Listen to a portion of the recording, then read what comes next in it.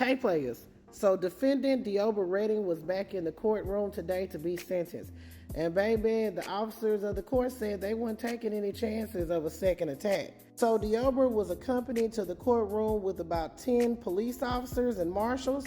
He had on a spit guard. He was shackled around his waist, his feet. He was also handcuffed. He had something over his hand, and he also had a spit guard over his face.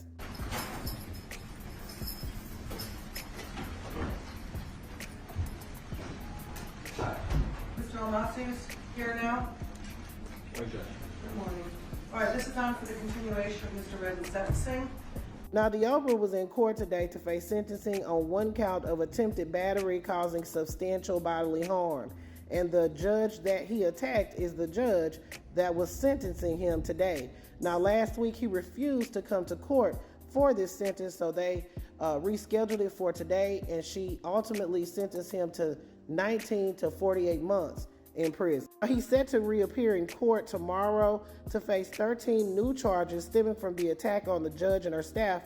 Those charges include coercion with force, intimidation of a public officer, extortion, and multiple counts of battery on a protected person. Now, the judge did report minor injuries as a result of the attack, but there were 2 marshals that were injured and taken to the hospital, so he will have to face charges for those injuries. The local news did catch up with his sister, who was present in the courtroom today, and she stated that her brother suffers from multiple mental illnesses.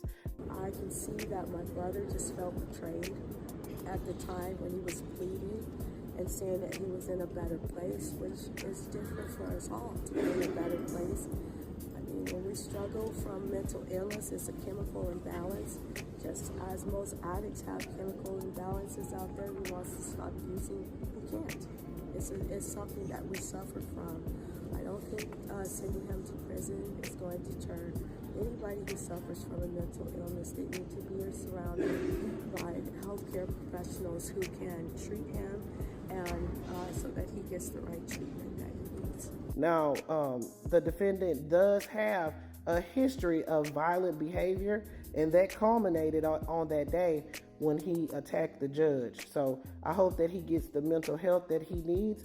But at this point, baby, he took things too far, and it ain't no telling when he's going to get out. So today he was sentenced to 19 to 48 months in prison on that attempted battery charge, and he's facing 13 new charges stemming from that attack. So players, put your thoughts in the comments. Let me know what you're thinking. This is Double D Mobile reporting for the Black Accurate News.